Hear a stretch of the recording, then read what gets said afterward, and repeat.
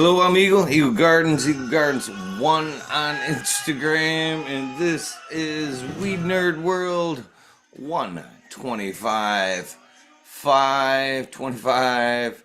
Hopefully you guys have had a great morning so far. Trying to get my chat and stuff up here, popped out. Not that there's anybody here yet, but what's up, Captain Scrog, Cannon Trooper? How you doing? Blessed morning to you. Trying to get this chat popped out. Primary perception. What's up? Fine, great morning to you. What's your plans for the day? Automation is freedom. How you doing? I don't know how long we'll run to, but thought we'd get some time in. Mike B's in the house, Cape in the cup. What's up, Cake in the cup? From Minnesota. What's up, Brent? Mr. Kazoo. Had a great artist put this together for me. Thank you. Thank you very much, man. Thought I'd log on, have a morning smoke with you guys. Woke up late, in a good mood, and thought, what the fuck? Perfect day. Sorry for the getting your guys' hopes up yesterday. I had to do a little bit of auto mechanics, and it took a little bit longer than I had thought. What happened to Medically Fit? I can't find his YouTube channel anywhere. That's a good question. I know his Instagram's the same. I haven't really gotten to try to get a hold of him since the last few weeks. I'm trying or thinking about putting together the organic wormhole again. You guys very much seem to enjoy that, so that may be a thing here pretty quickly. Where are you driving to, Mike? I know it may be something to do with Tanazi's channel getting taken down. YouTube's been a little funny about content, what it will and won't take down anymore. I had a random show taken down just the other day. What's up, Pizza Pirate? How you doing, man? Great morning to you guys. Little prop playing in the background. Oh, I forgot to put my eye drops in. And I'm like freshly out of bed. I haven't finished a cup of coffee. I made some coffee, grabbed the tray, and was like, you know what? I'm gonna fucking hang out for a bit. To the farm. Nice.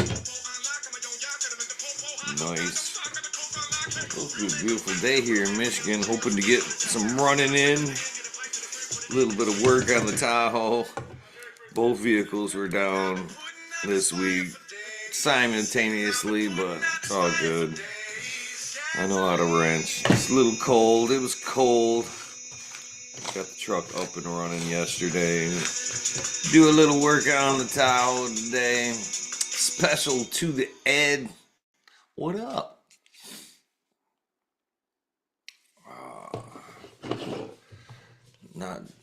Do not have the bell icon on. Problem solved. Good morning, Growlings. Good morning to you. This is my good friend Jack Greenstock. How you doing, my friend? Hopefully you're doing well. Beautiful day out in Cali. Stunky Glass Works. This is the WEedNerWorld. If anybody wants to pop in, throwing that out there. Every time, this is an older song, and he talks about put your lips to a bag of dicks, and every time he says that, it fucking reminds me of Sub. Always talking about the fucking bag of dicks. Plunger bag of dicks. Too funny. Miss you, Sub, by the way. I'm about to get choked. I believe this is some Grease Monkey from my friend Brett Anderson in the chat there. Thank you, Brett. Cheers. Very much been enjoying this. Alright, I do have a lighter. Chat is at a dead stop. What are you guys smoking on this morning? Hopefully I'm not the only one indulging already. We'll do a fucking dab at the 20. French press coffee to start the day. What do you guys have planned for the day? This amazing Saturday, fucking heat wave considering the last cold couple of days.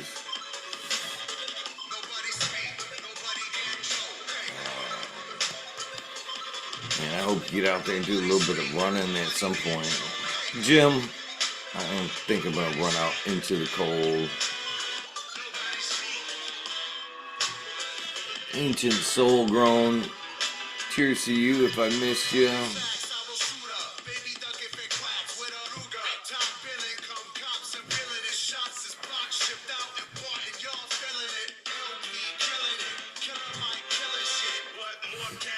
Eleven on the clock. What a good catch there. Cheers to you guys if you caught that.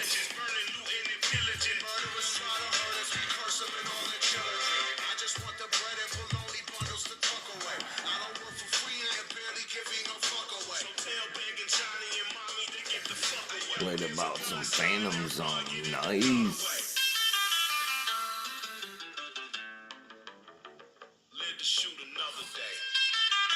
That sounds like a good day. Skunky Glass Works right there. It looks nice out there. It's supposed to be up into the 30s today. Perma Sleep 2. Token OG and a bike ride in the snow. Fuck yeah. That sounds like a good day as well.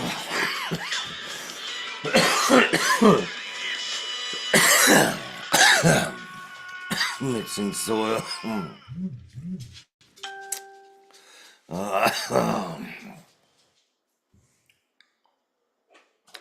Facebook. That'd be a good day to mix some soil.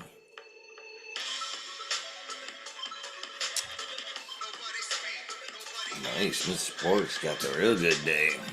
Firefly UK, cheers to you. It's in the 50s today. Oh, jam, it was fucking 60s the other morning. That is a cold wave for you. I'd take some 50s. I'd fucking be out there in shorts. Shorts in 50s right now.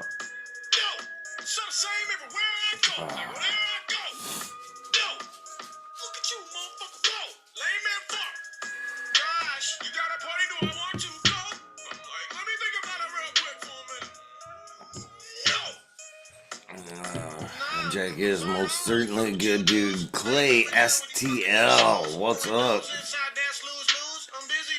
Trim Jim. Jail. Trim jail. Jim,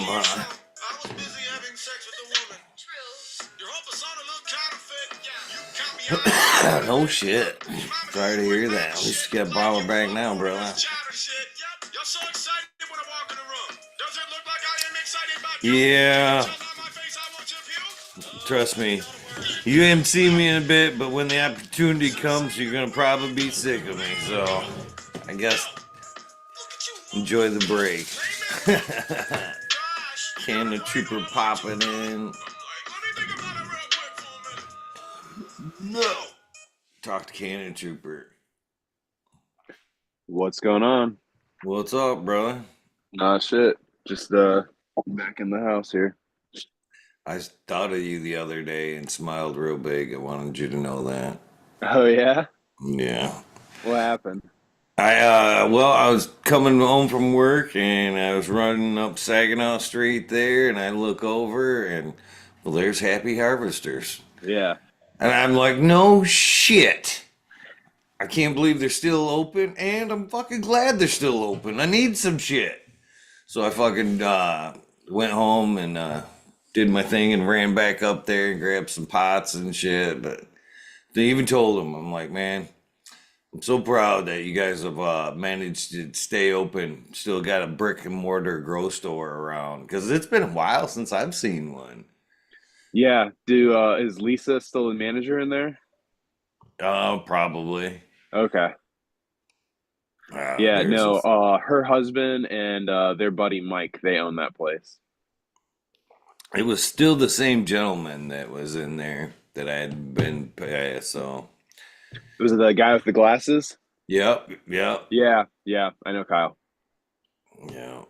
So Same, me and him used to like stock the warehouse together before he became a manager. So back in the day. same. Literally, same. Like it was like 10 years ago. I was like, wow. But I was actually very happy to see a brick and mortar grocery store. I'd fucking when I got here in Flint back, I was like, man, I don't know.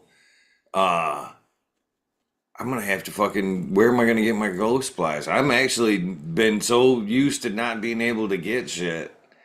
It was like when I got here and went to start back up, and I went to go pop some seeds. I was like, man, I need some root riot cubes and shit. How where in the fuck am I gonna get those? And then yeah, obviously clio cultivation, but I haven't really drove around town to see who was open and who what's open and what's not. But I was fucking sure as fuck glad to see them open the other day.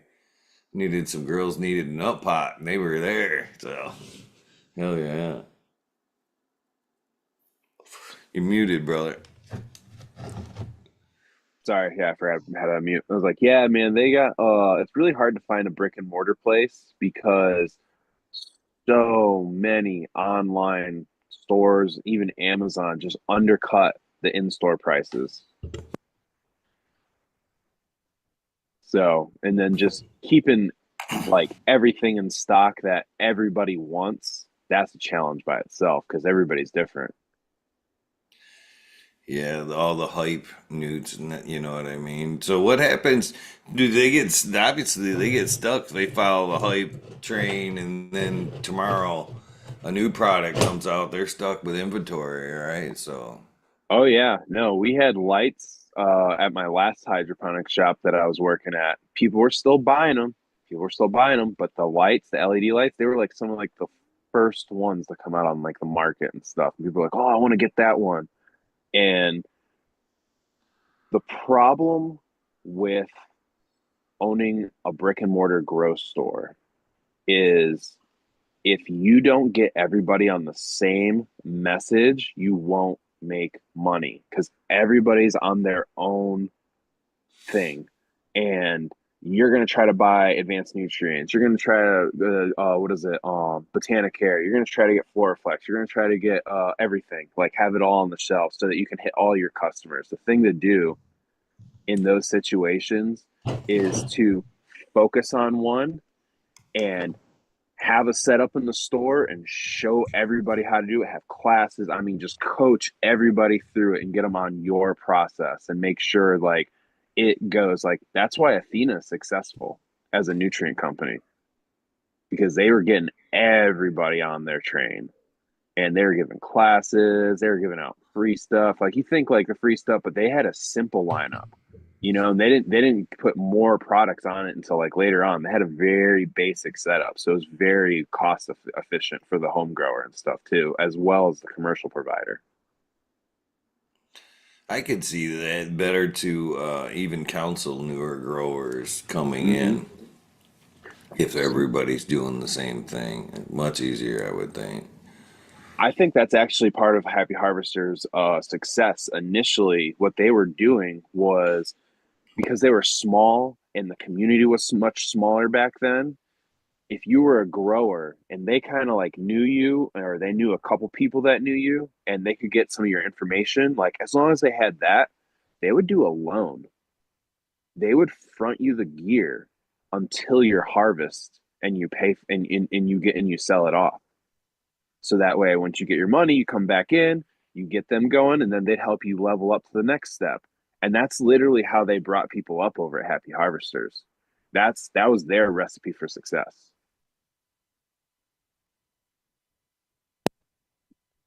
I guess on the other end of that, it's good to see. I'm sure there has to be enough growers still going into keep the place afloat. So that means, Flint's obviously still growing a lot. There's a lot of people still growing in Flint. Obviously, if we can maintain a couple of grow stores, most time we can't spy a grow store, but I guess we still have a few. So it speaks to something.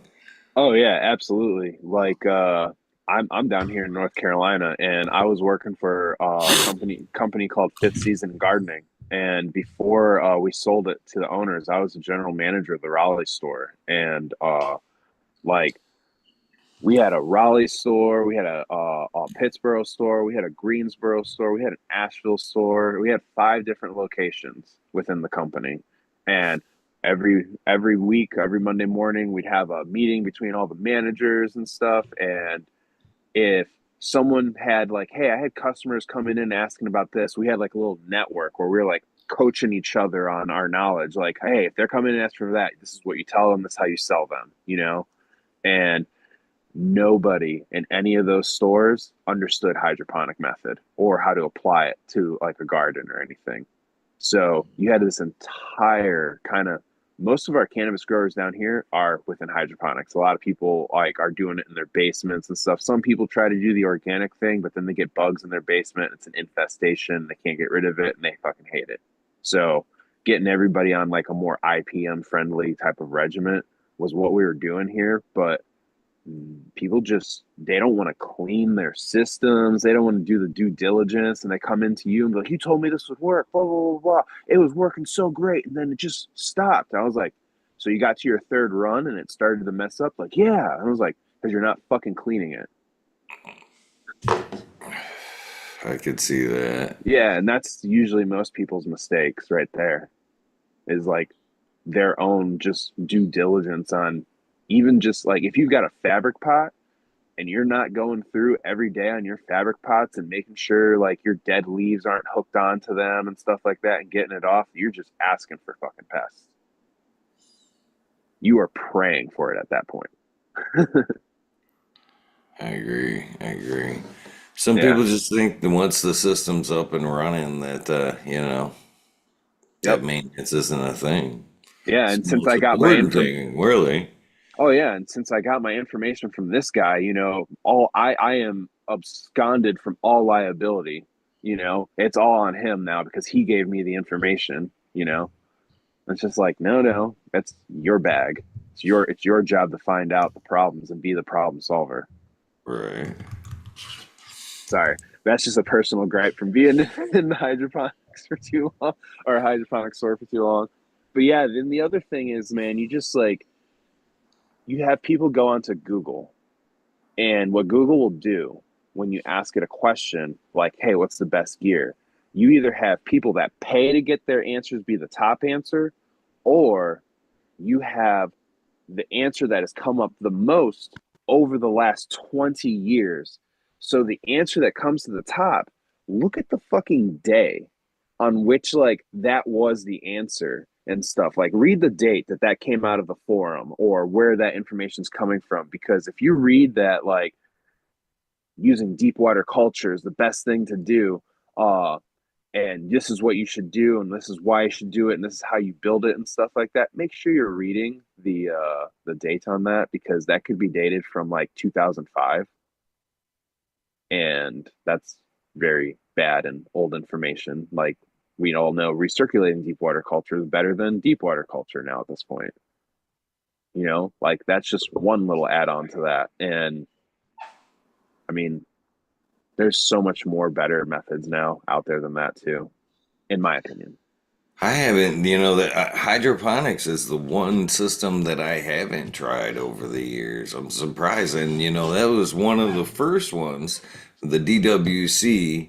I used to watch Hydro Hybrid on YouTube back in the day, which was like a fucking amazing grower. One plant under a fucking 1,000 watt, one plant per light is what he basically preached. And he would kill it. He was absolutely killing it with a hydroponic, the DWC. And that always kind of drew me in as far as, and I've always said that's kind of like the race car of the systems, in my opinion. But even with that being said, I never I've never went down that alley. I've always stuck with a soil or a soilless medium, instead of the hydroponics. I like doing aeroponics. I think RDWC is like you said, it's the shit. It's where you go. But um what's it called? The aeroponics where you have sprayers hitting the root mass and dripping down.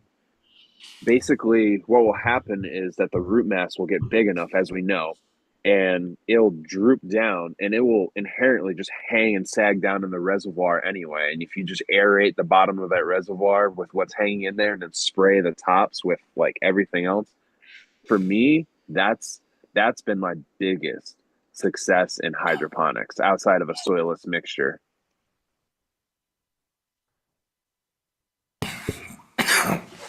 Yeah, I don't know why I haven't. If it's just the maybe the well, temperature's always been a thing in my grows, so I think that's been one drawback reason why not to. But and again, I think the other reason is just the fear of problems. Just one of the buckets or whatever, something happened, leaking, and now I've got gallons and gallons of water coming out of maybe an upstairs grow, attic grow, something like that, and making a little bit bigger mess for me. So, Yeah, my hold on. Yeah, my recommendation for anybody who's getting in the hydroponics, get a wet vac. Because if you're afraid of floods, just go ahead and throw that fear out right away because you will have floods. There's no I might have floods. You will have floods. There's no ifs, ands, or buts about it. So it just it happens. Shit breaks. Fucking timers don't go off or open up like solenoids or valves or drains at the right time. It happens, man. There's a lot of moving parts. I'd be fucking pulling some technologies in from the trade world, man. If I were to go hydroponic, I'd be trying to set up like some of these water sensors, like you can put on like a hot water tank. You know what I mean? That goes Oh off yeah, and shit. I'd want an alarm on my phone. There was a drop on pot five and shit. Oh no. bro. For work, I like when I'm on call for work, I'll get a call in the middle of the night and be like soil moisture low sensor reading. Have to go in and I look at the graph and I look at the data and I look at like its power and stuff like that. And it's like, oh no, it's not low soil. That fucking sensor died. I got to go in and replace the sensor. So That's like growing on a whole nother level right there. yeah. So it's like that level. But yeah, as far as like water temperature is such a crucial factor in hydroponics and very, very hard to one obtain and two to maintain in an DWC or RDWC or an aquaponic setup because you have pumps and you have you have air pumps and you have water pumps. The water pumps are going to create friction and heat up the water, and then the air is just going to create friction against the water as you like dispense bubbles into it. Plus, the air going into the water will drift your pH because what it's doing is it's actually remediating the water and within 48 hours your nutrients are going to be completely broken down in that aerated medium. So you have to full replace all liquids every 48 hours.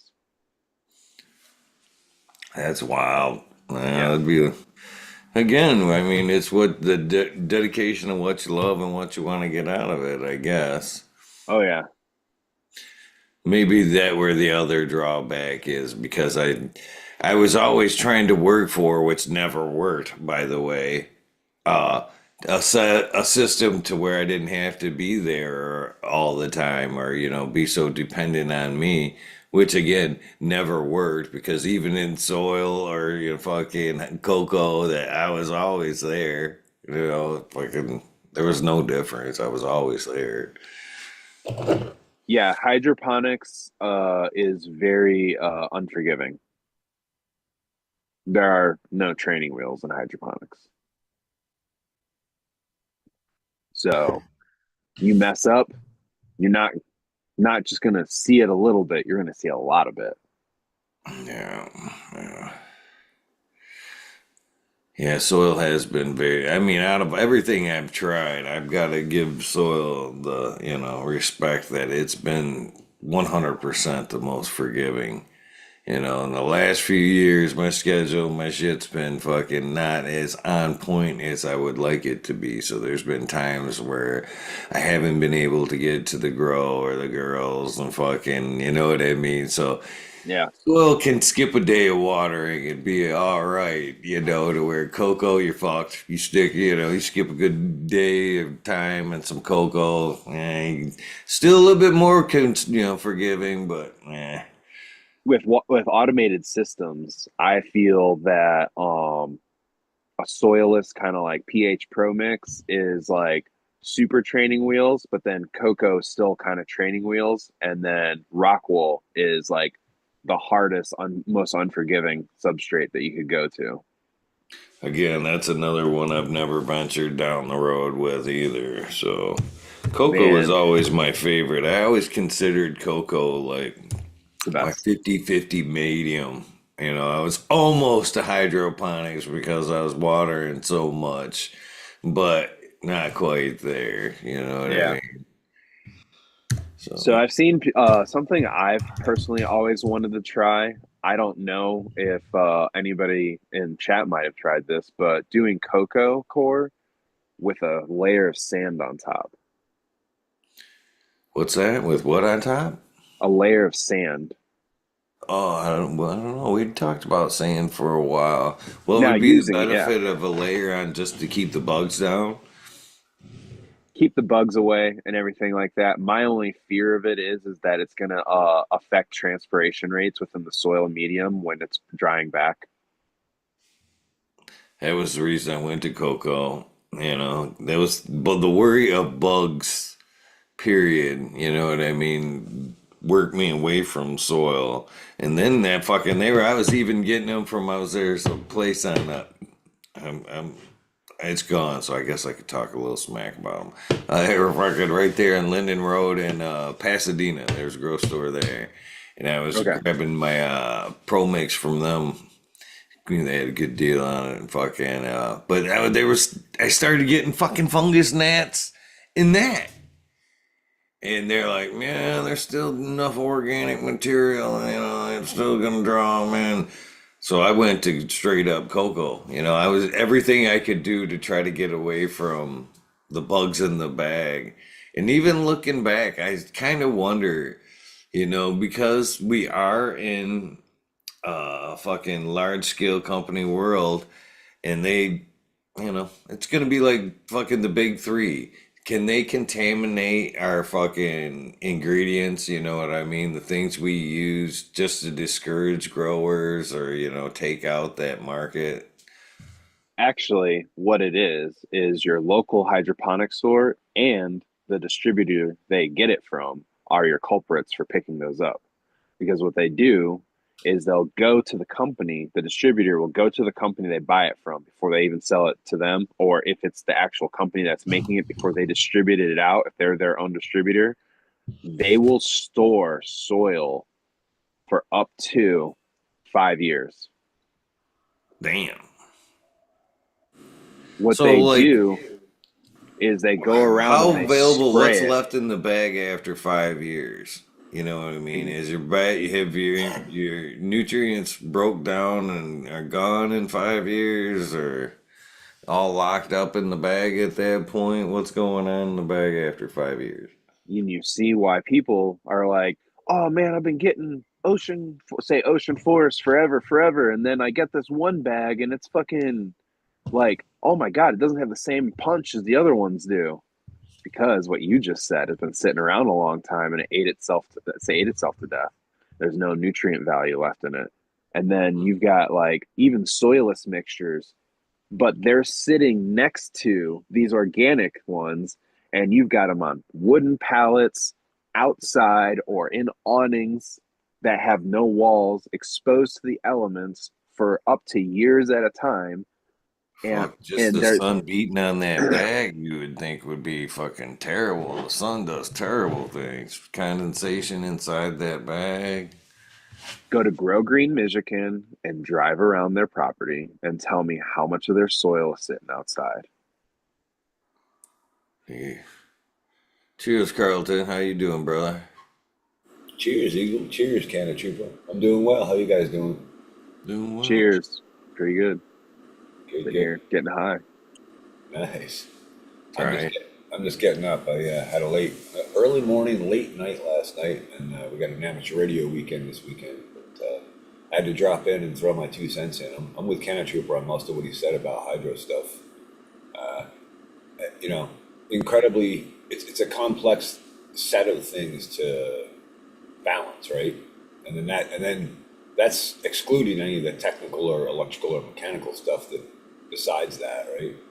I experimented with hydroponics a lot when I was younger.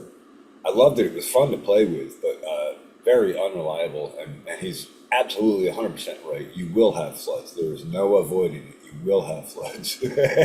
and man, I can't tell you how big a flood you can have and how quick you can have it. It's crazy. Yeah, that just doesn't sell it for me. I can handle soil messes. And pot. That's get a broom. Water messes aren't as forgiving. Well, I always say soil is the most forgiving form of growing. And, soil and plants have been doing this without us for thousands, millions of years, So if you want to work with a system that's a little more forgiving and easier to work with, soil is it for sure, I think.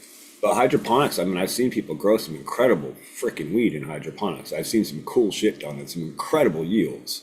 So, if you tune it right, you can knock it out of the park.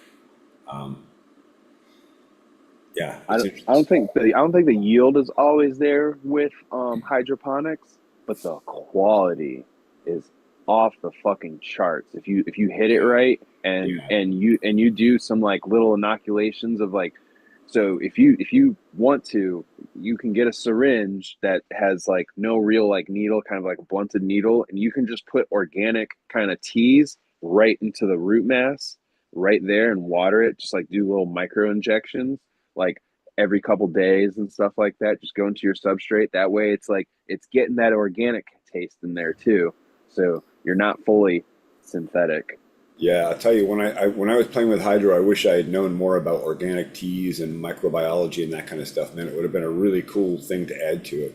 And I may go back and build like a small demo system just to play with it, just out of curiosity. But I've had people come to me and say, oh, I want to set up a hydroponic greenhouse. And I'm like, you want to set yourself up a 24/7 problem to keep up with. Go with soil, especially if you're not an experienced grower. Man, it's such a hard learning curve. And just to keep things in balance, like you say, temperature, pH, aeration, nutrient balance, like those four alone are tricky. And then you put all the other factors in there and it becomes like a really complex equation. VPD, spectrum, all the other things, like what nanometer or what nanometer are you dispersing your humidification at, and how is that accumulating within the plant structure? Is it beating off of it, or is it going into the soil substrate and adding to the waterings and like messing your watering up, or is it staying at such like a micron level that it's being absorbed through transpiration? Like these are all things you have to like look for within the hydroponic setup, because you're tuning the environment more. You're more so terraforming than you are in any other situation there. You're creating an artificial environment in a place that had no environment. You're terraforming it to your exact purposes for that plant.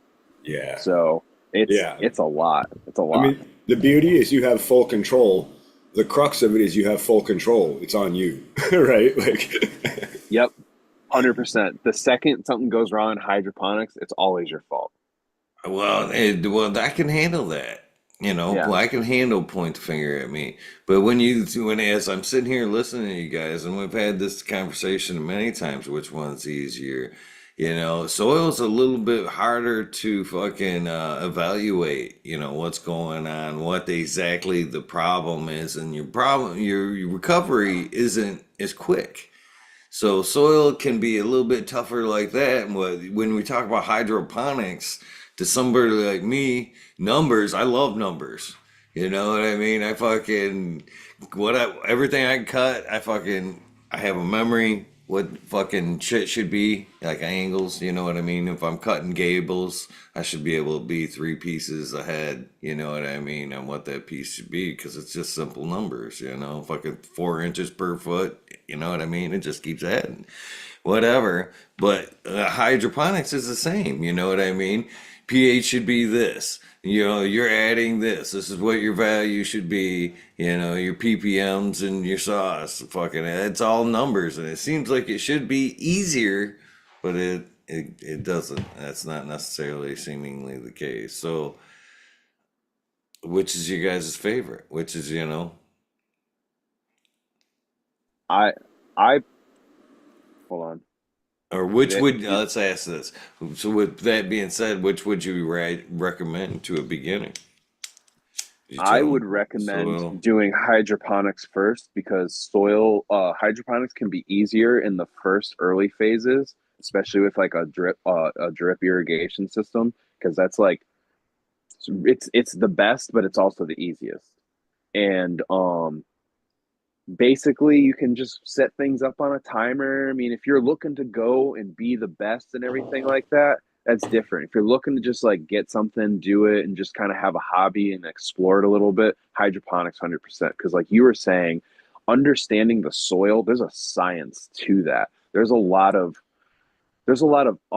things that are there's not a lot of information being given to you. There's more you having to interpret it yourself with soil. Whereas hydroponics, there's so much data, there's so much information, and it's up to you to make sure the numbers line up and they're right and they're where you want them to be. Like I said, it's all on you. Whereas with like doing soil, a little bit of it's up for guess, but when you fuck up in soil, you really fuck up.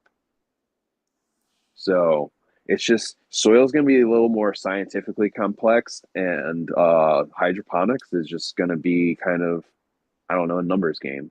You have to be mechanically inclined for hydroponics. So if you're not mechanically inclined, I would say soil. If you are, I would say hydroponics, but hydroponics mostly, just because it's going to give you better results with a lot less work.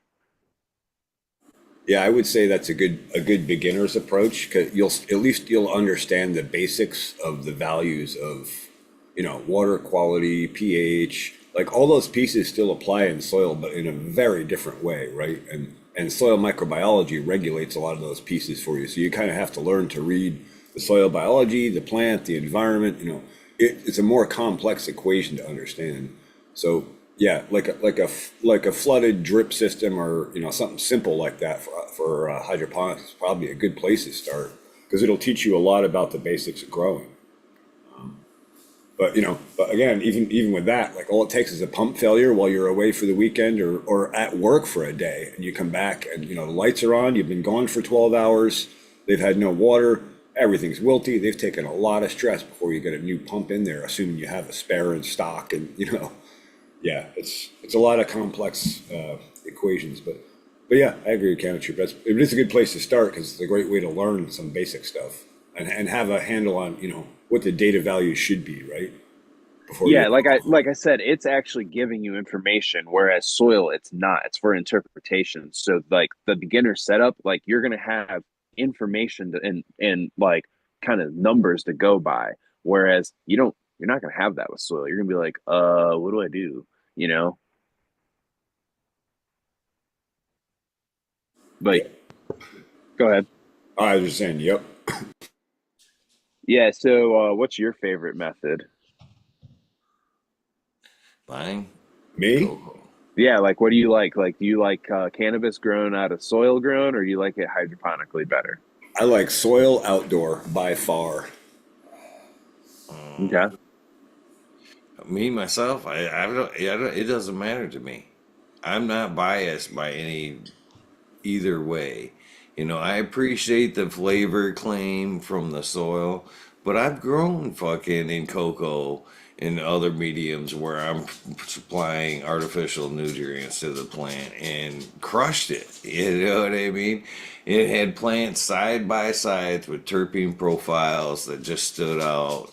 So I don't necessarily buy the claim that, soil in general is better cannabis. I believe it just relates back to, as you were kind of saying, the grower itself. Yeah, quality you put in is quality you get out. 100%. I personally like a combination of the two. So it's like a syn organics there. Yeah, use your synthetics as your base and use your organics as your additives. That's funny. I almost see it the other way. Use your organics as your base, and well, not even synthetics, but personally, I'm a fan of foliar feeds. Man, you can do so much with foliar feeds if you have the right formulas for it, and you know how to target the plant's needs. Man, you can take a deficiency and turn that around in 24 hours. Whereas, through the soil, you're looking at probably 3 days, could be as much as 2 weeks, depending on the amendment you're using. Yeah, the foliar is mostly how I would say apply your teas and stuff like that. I would do a foliar and just do like a little soak on the top real quick.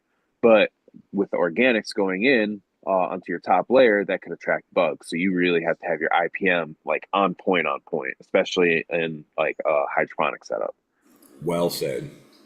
Yeah, I've always been a little lenient on the foliar too. I don't like spraying nothing on my plants if I don't have to. It's one of those things that, again, where my worries come in.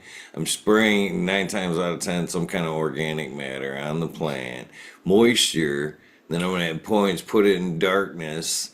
It just has always seemed like beneficial, but yet it has its drawbacks. One of those catch 22s, You're mold, bugs, you know, and how much of the benefit is worth the risk, I guess.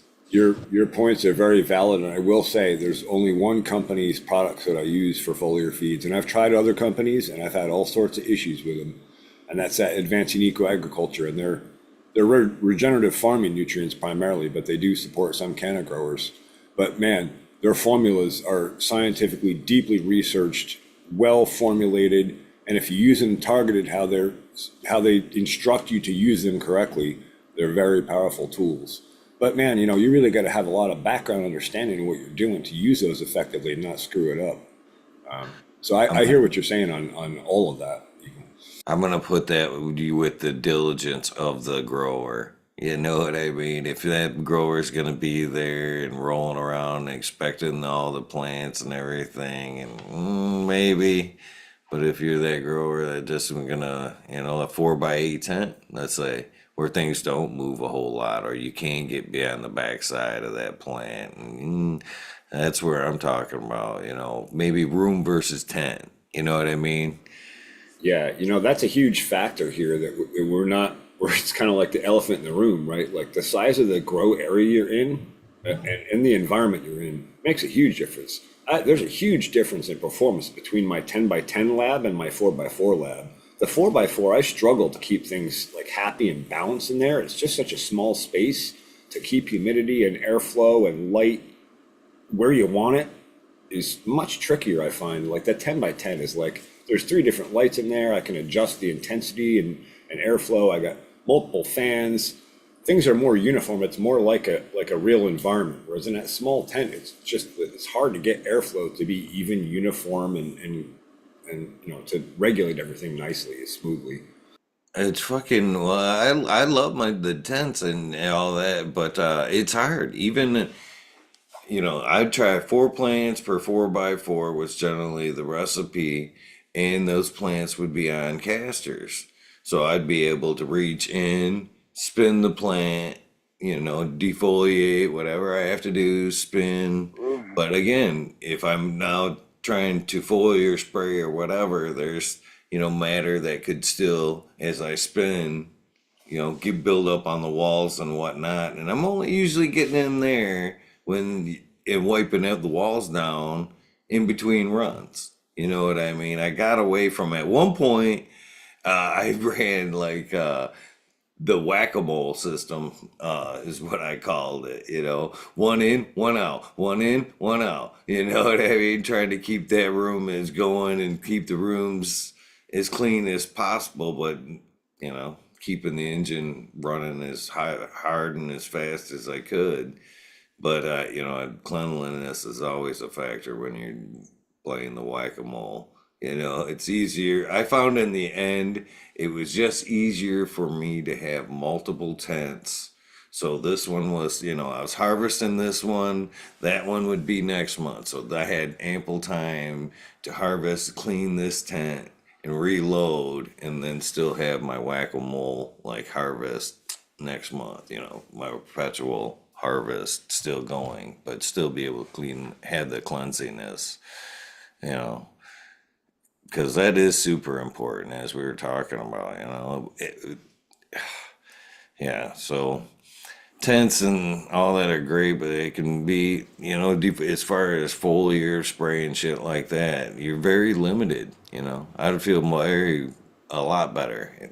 You know, foliar spraying in a room or something like that, where I know the plant wasn't rolling against the wall constantly. Yeah, I mean, I like to do my much prefer. I find foliar feeds are harder to manage in an indoor environment in general. Like outdoor, easy, you know. Like, and also you have all that environmental shift that you have throughout the day in an outdoor environment that you don't necessarily have so much of in an indoor environment. Like outdoor, you get good winds and breezes, you get like sun exposure, you get this fluctuation in environment. And in a lab, you know, it's easy to overdo a foliar feed, and next thing you know, you're you're going downhill. And I agree with you on cleanliness. I mean, cleanliness is next to godliness is the old adage, right? And that's right next to cannabis. So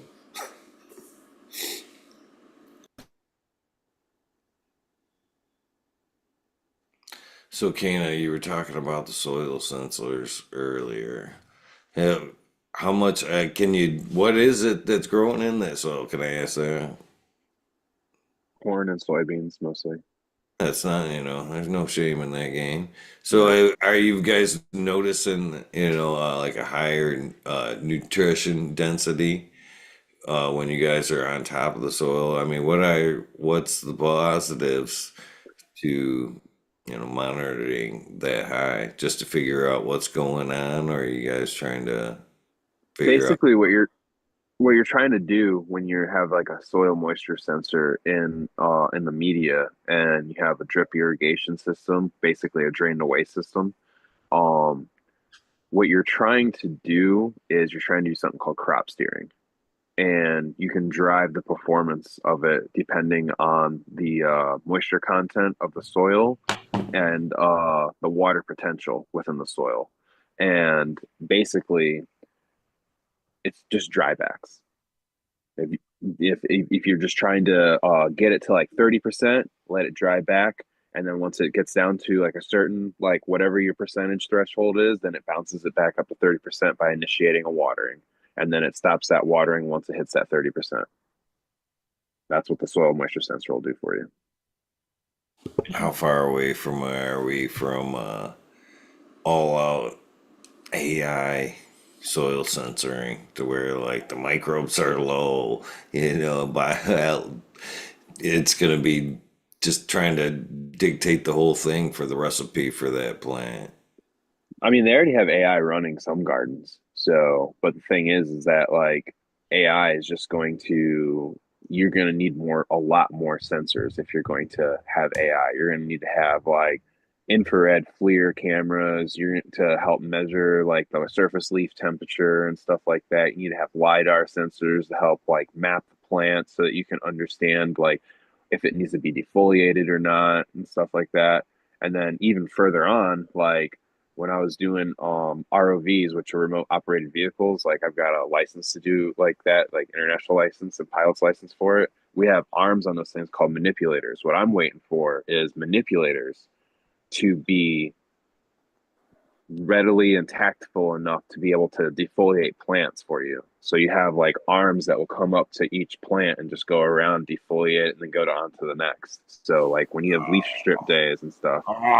They're doing Breaks that. my On, heart, they're dude. doing that on farms at at large scale. I love that idea. But yeah, they're doing that for harvesting and all kinds of plant management now. But man, like you say, the data you feed that system is super critical, and it's got to be robust, finite. You have to have every sensor. Yeah. I mean, you have to have like God, what are they fucking called? Accelerometers, and you have to be able to like understand like the shift and stuff like that in your trays and everything too, because like it needs to be able to move things around for itself so that all the equipment can be moved to help assist in the growing as well. Because you'll have like we've had robots at work that go up and down the hallway and do like lidar scanning and temperature sensing and stuff like that. So like that's coming. That's so. I'm gonna put Smiley down as like kind of AI. He was kind of talking about doing that a long time ago, if you remember. But that Yeah, breaks I've my been heart. talking about that. Yeah. We're going through with a temperature sensor. Remember Uh-huh. him talk about going over the canopy and being able to, think he thought that the ones that were lower in temperature were the ones that like needed some kind of attention, needed to be watered or were lower. So is Yeah. that what you're kind of talking about as far as like the Well, that's what them AI being will able to? AI will help determine that actually, because it will have all this information and it'll analyze it, and it will run diagnostics and kind of just like tests off of that, and it's like it'll run models within its algorithm, and it'll determine which route is the best way to go, if what you're saying, lower temperature, higher temperature, is better. Wow. So but to go back to what was said earlier, like every setup is different. It doesn't matter if you've got four tents in a room and you've got it exactly the same. The thing is that those tents are occupying like a different quadrant in that room, so they're all going to be different in that space. Whereas every space that you move into is always going to be different because of some structural demand or something like that. You're gonna have to move something just ever so slightly. So no space is ever gonna be the same. So that's another reason why AI is so critical to like cultivation in the future, because it takes us a couple runs to figure that out. They could cut that time down. They could cut Yeah. that down to in the middle of the run. Yeah. And if you don't believe that, man, just take a walk through any room with a FLIR camera. You'll be surprised the fluctuations you can see just in thermal energy, and that's disregarding every other environmental factor, right? Well, what you're talking Oh about yeah. scares the shit out of me. I'm literally in my head seeing like some fucking AI, like oh, basically like a space age white, clean, super clean white room where you see some white AI fucking robot and shit just fucking deleafing and fucking taking care of plants and shit. That'd be like, I don't know. I don't know if that's a beautiful scene or if that's like horror, to be honest with you. It's almost perverse from my perspective. I mean, it's cool to be able to get that kind of data and study plants and isolate, those factors down to the minuscule value to understand the systems. But at the end of the day, nature does a pretty good job of it. I like working with nature in general. Same. Angus says, "What's wrong with tipping the pot? Nothing. That's always I've been love the hands-on growing. I've fought automation from the whole time. If you watch back the show and you guys have talked about, yeah, well, I'm gonna get in fucking automatic watering. Have I not always been? No, I love the fucking hand watering and getting in there. There's that. I still believe there's something to be said with the individuality of, tipping that pot. That was, knowing that weight of everything. I mean, Yeah. you're absolutely right. I mean, that's why we're trying to make the machines be us instead of us be us in the room. For Yeah. me, I think the biggest, like one of the bigger things in watering for me has been the combination of top and bottom watering feed.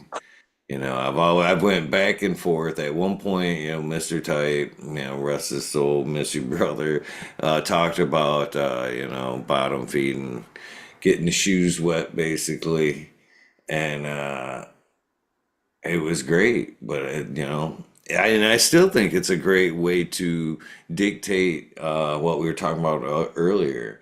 Fungus gnats, man. If you can keep that top layer dry, which another good tip I took away from Miss Jill earlier on was keeping a fan blowing down low. Not just up high and keeping the leaves shaking, but something underneath the canopy blowing, because fungus gnats don't like to fucking fly in that breeze and shit, was what she'd say.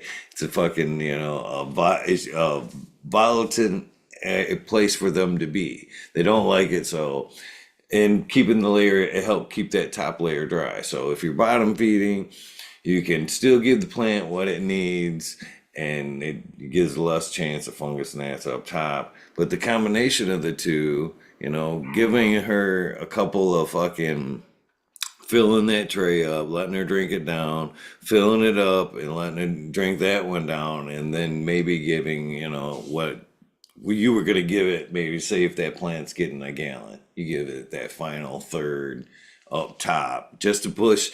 And that's what another thing I always kind of thought, even in um the what do you call it there,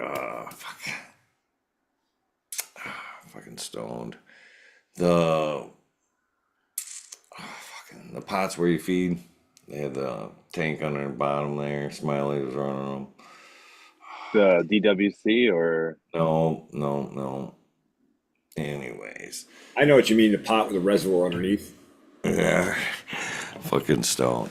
So even with that, uh, oh, you're getting your plants usually working in your bottom two-thirds, because that's where your soil's always wet. I always felt if you watered once in a while from the top, you were driving down like a reservoir of nutrients, something that wasn't quite getting used as much. Or you could top feed and push shit back down into sips. Thank you, Earth Pots. Thank you, Chad. okay. Push it back down, into the root zone that was more active, because roots necessarily don't come up; they just went down. So every once in a while, it was great to do a top watering, not just always bottom, bottom, bottom. A combination of the two was nice, unless you had some type of infestation there. Excuse me. Yeah, I'll tell you one thing I noticed last year when I had the big lab cranking. I actually had tomatoes in there, but man, I started doing some heavy foliar feeds and stuff, and I got those plants cranking, and I started seeing all the roots coming up to the top because I was feeding from the top.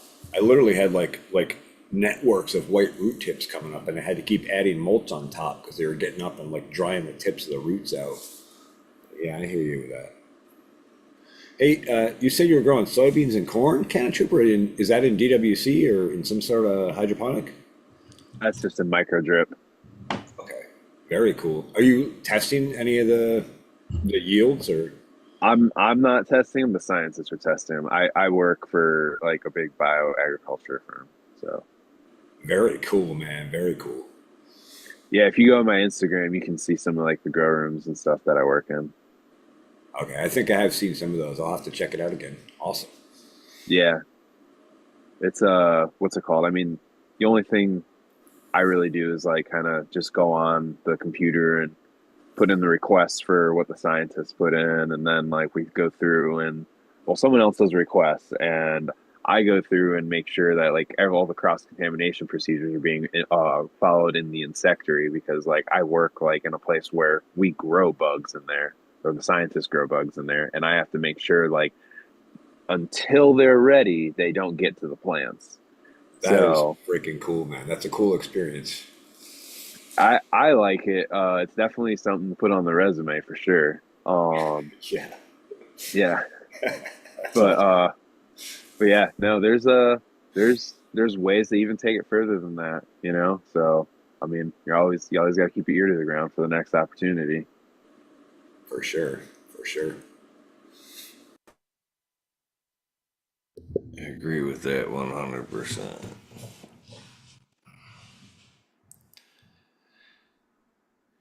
You can always, anything like that we've learned over the years anyway, you can always bring things back to cannabis. You know what I mean? There's even in real life and other trades, you know, you can watch something and be like, oh, you cut that metal like that? You know what I mean? For instance, or, you know, in my case or whatever. I never thought I could take that or apply it to what I was working with and go and try it. And So I had a yeah. customer that kept coming into the hydroponic store, and they were asking me like about growing and how we're talking about all this, and they're just like, you know what I do? And I was like, no. And they're like, I work in environmental engineering and I do remediation, and everything that you're talking about is completely applicable to what I do.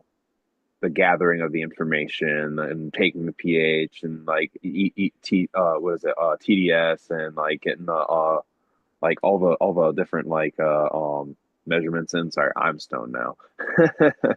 And basically, dude, it's just that's actually how I got my job in environmental engineering. Was like I just was talking about cannabis with somebody, and it just went from one place to another, you know. And I ended up working in remediation department and like working on some pretty like big name accounts and stuff, and doing some pretty cool things.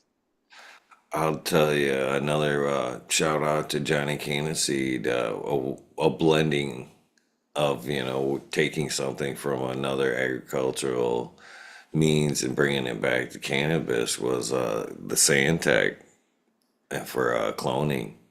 You know, taking the way they clone fruit trees, take, you know, cuttings of the fruit trees and, you know, get some through the sand.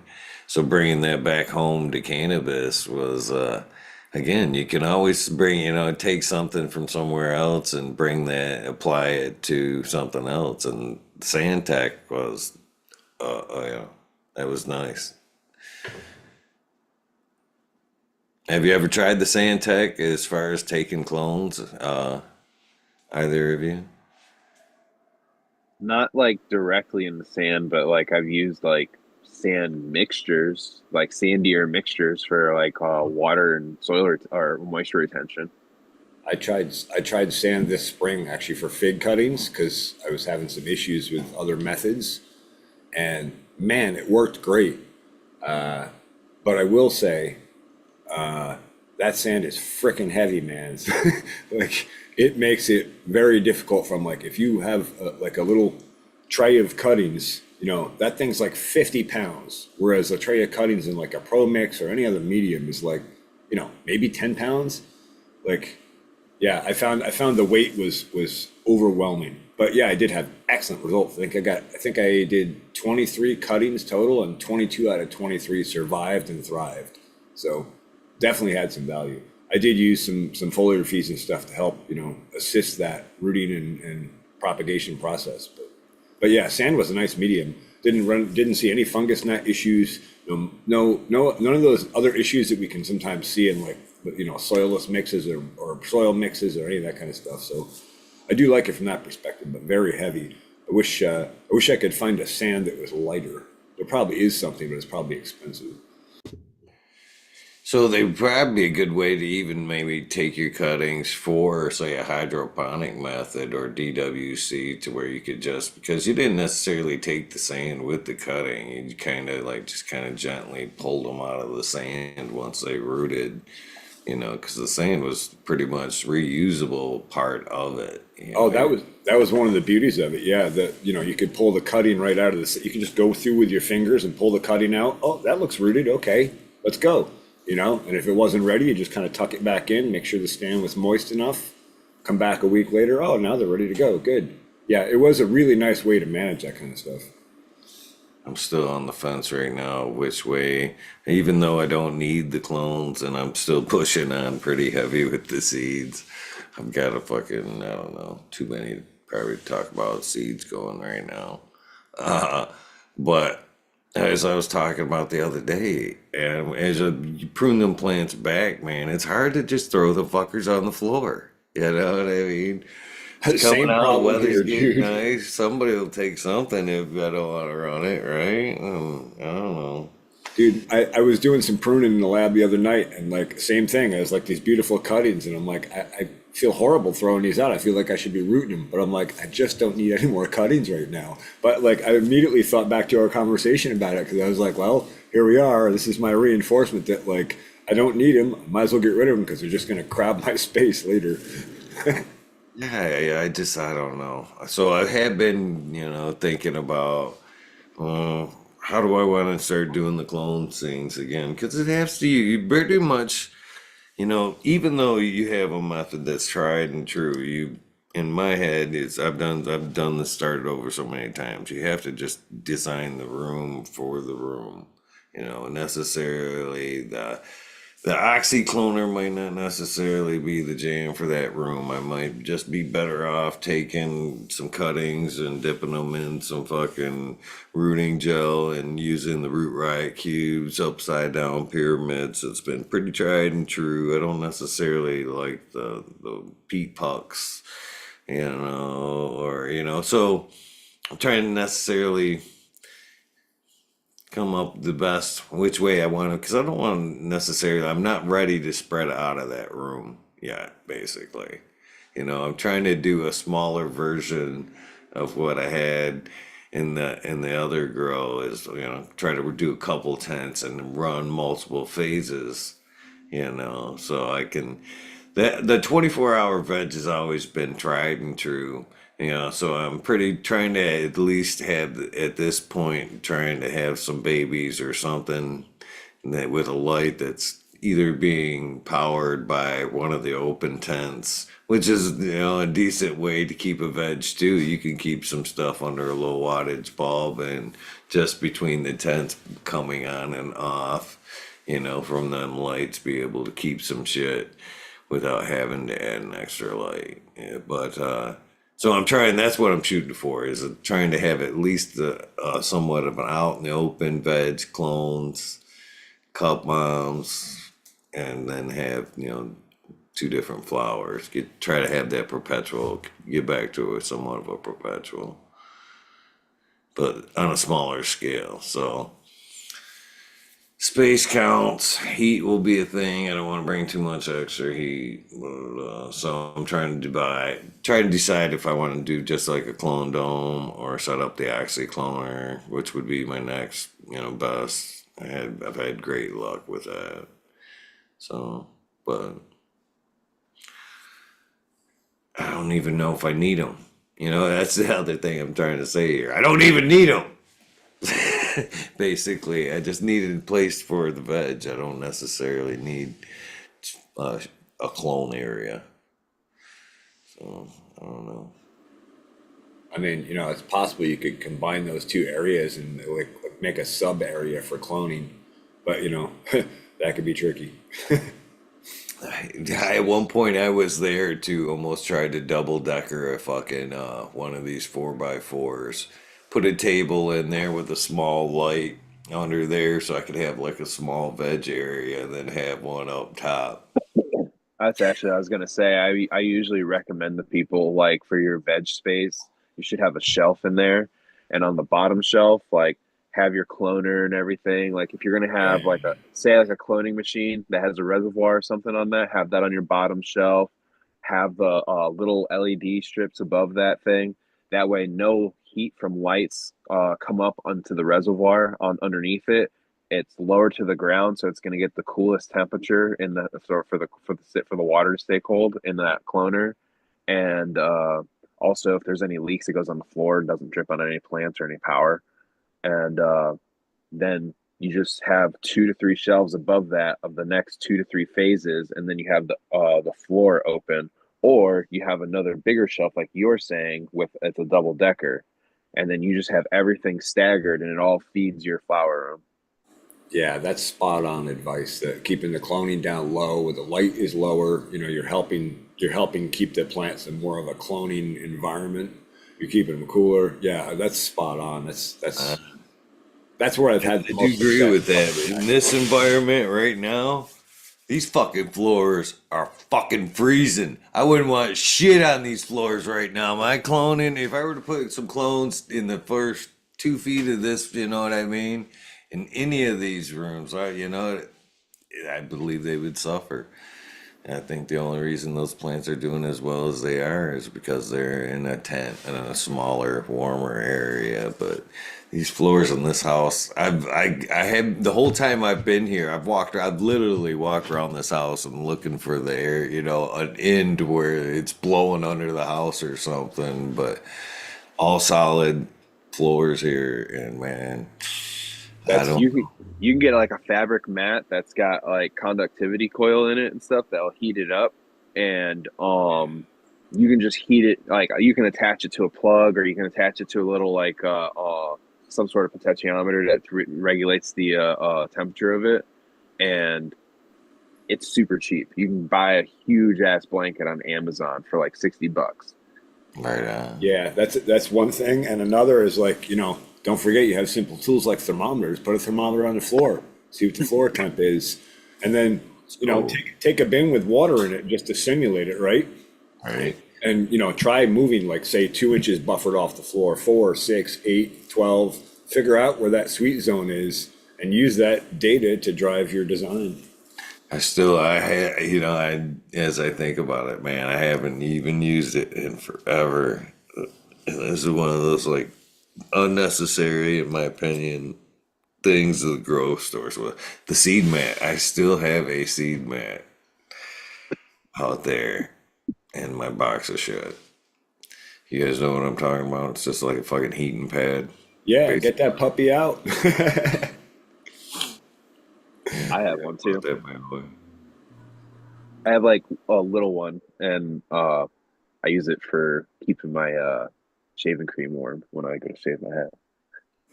That's funny. I have a reptile lizard heater here that I use for my ashtray to help make the smoke rise right to my exhaust fan when I'm smoking.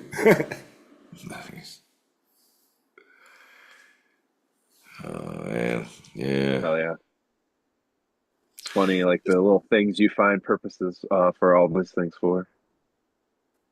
Oh yeah. A lot of that stuff, man. It's hard to part with because it is just like a photo book, really. You guys give me a lot of shit for dragging around a lot of this old shit, but I don't know how many times I've picked up that fucking whatever, that seed mat, fucking little piece of something, and been like, yeah, I remember that phase. I remember going through that. It's fun. We call that hoarding. We call that hoarding, Eagle. All right, Yeah. it is a bit of hoarding. I try to clear that stuff out. If I haven't used it in 5 years, I try to get rid of it because it's easy to have a huge pile of equipment that you'll never use again. It's heartbreaking though. All right, at least I've got money. it down to tools and grow shit. I'm just teasing. It's heartbreaking because you spent money and time and energy learning how to use it, buying the equipment, employing it, setting it up in the space, and then you evolve to something better, and it's like, now what do I do with it? It's like, try to repurpose it, but if you run out of purposes, it might be time to kick it to the curb. Yeah, usually you try to do those things in phases so that like you're at one level and you're trying to stay ahead of everybody so that when they're getting to that level, you're ready to sell your shit to them. Yeah, I agree with that somewhat, but I don't know. You find ways to reuse stuff as well, though. I've came back to stuff. I'll say the AirPods.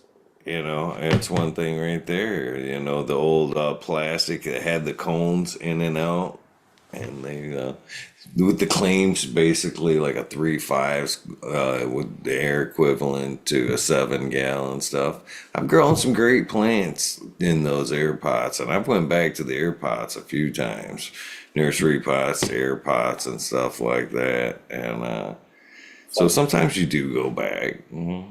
Funny you mentioned that because I last spring did a major clean out of air pots, and I had a ton of those around, but I found from a management perspective, they're just a hassle to have to take them apart, put them back together. Like, it just became a lot of like the number of like types of plants and plants I manage, it became kind of more of a pain in the butt than it was worth. And like I tried to sell them, I tried to give them away on Facebook, and nobody would take them. Those things are like 15 or 20 bucks a pop, at Oh yeah. least back in the day. It's like, Hundreds what a of 'em. shame. I've got hundreds of them. I know. Tell me about it. That Justin's meds. Like you just passed him a fucking stack of like 30 or 40 of the like half gallons for like flood and drains and stuff. Here, give them a try. And that's another thing, man. Like, say they've come up with now tops, like a drip tops, nice spreaders that work great, would work great for them cocoa. Flood and drain. You know, if I were to go back and do a like flood and drain, them pots in a flood and drain would be fucking amazing. You know, so there's, I don't know. I find myself going back to them every so often and enjoying them, but end up putting them back for one reason or another, just because I think the last time they don't work well for soil. You know, they're great for like cocoa and shit like that, but I didn't find them so great for. So hard to manage moisture in soil, I find. Yeah. As far as cleaning them though, they were kind of a bitch until I come up with a system, and then they weren't so bad. I basically it ended up being just a fucking like a 50-gallon tote in the backyard with a fucking long bristle brush. You know, you could either take them apart and use the side of the tote, flip them, and you know they weren't so bad to wash like that. But I've always been, and that again, I think we get back to people don't do that shit anymore. You know, even in the soil grows, man. I think it's always been super important to wash the pots in between. You know, I'm weird like that. You know, I had a guy ask me the other day, you know, why do growers throw out their soil? And I'm like, I struggled with that question because I'm like, well, nowadays they're trying to get away from it, but we still had, you know, back in the day we did it for multiple reasons. We thought the soil was spent nutriently. We didn't want to take the chance of pests and shit being in there the next round, and you know, there's too many drawbacks to reusing the soil. But nowadays, you know, we're trying to, preach more or less to reuse the soil. But in the back of my head, the pump and dump seems right, you know. I have to say, like, I love the idea of reusing soil, but what I found is you can't necessarily reuse it for the same type of plant. You're better off to like repurpose that soil for something else, and then you get some benefits out of it. But yeah, you can bring your own problems right back into yourself by reusing the same soil if you're not on point. Right. But either way, I've always tried to wash those pots out. When I use cocoa, I'd try to reuse my cocoa, but I'd still, wash the pots in between. Fabric pots scared the shit out of me because I seen the microbial growth, come out on those. And once I started seeing shit grow on my fabric pots, I was like, and I had thought about trying to wash them. And at one point, I actually invested because I did I was like, I can buy a $50 washer. You know what I mean? And I'll just fucking leave that bitch out of the garage. That thing will do nothing but wash fabric pots. But yeah, that was a short-lived idea there. So I couldn't do the fabric pots, but the air pots were that nice medium between them. And they stack I flat. loved Come the on, they fabric stack pot. flat on the shelf. You can stack a Yeah, bunch of them. They don't take up a whole lot of room. I loved fabric pots so much. Especially when I was like growing in Michigan. I'd get the premium, like what are those? The saucers, those black saucers. Put my fabric pot in that, and I'd have certain sizes that I'd go up from the plastic bag, like 1 gallon plastic bag. I'd go into that after the clone would get up to size, and I let it mature, and then I'd go up to like a 1 gallon or a 2 gallon or something like that, and then like three, and then a five, and then a 10. And I had like a whole little system. And so I just buy those sizes in bulk, and I'd throw them out after each run because I was like, it is so much more worth it to just toss these things than to potentially have that financial deficit of not having a harvest and spending all the money trying to save the harvest I'm about to throw out. Simple risk reward analysis, man. All right, let Yep. me ask you this because I'm curious. I'm a huge fan for multiple reasons of outpotting throughout the life of the cannabis plant or whatever I'm planning. So what do you guys think? Is it better to one and done, get it into its pot or whatever, and leave it be, or outpot? Uh, yeah. Depends on what you're trying to achieve. Yeah, I was gonna say both have benefits and drawbacks. Yeah, they really do. So it would depend on your goal. I personally, for my purposes and the setup I just said, because I knew I was throwing away those pots, those fabric pots, all I would do is just cut the side. And I just cut down the side, cut down the other side, and just pull each side away as gently as possible because the roots do grow into them a little bit. And then just have a little layer in the next size in there already, put that one in, and then layer it up because I didn't care about saving the pots. So it wasn't like a big process for me. It took me like 30 seconds to take each bag, fabric bag off each of those plants. And however many plants, that was like the time I tried to stack myself up against, and I would try to get them all done and transplanted and go because time is money, man, and you gotta get those things moving so you don't have any sort of like exposure of the roots more longer than you need to either. Yeah, I'm a fan of that too. Like you should really get in your head that model of like being willing to let go of the minuscule things, like a pot that's like no longer going to serve its purpose or could contain a contaminant or an insect problem or could slow your grow down. Be willing to let that go for the $2 or $3 that it is. Like at the end of the day, what are you really saving? I get it. Like, I mean, I've done really tiny budgets before, and I get like reuse everything you possibly can. But man, if you don't have to, make your life easy, make your grow easy for yourself. I always went from the solo cup to a 1 gal to a three to a 10. So, and I've always appreciate that process for multiple reasons, mainly because I can see what's going on in the root zone as the plant progresses, the white, brown roots, whatever. But the best part of that is I always hit it with some kind of powder, some microbes and stuff.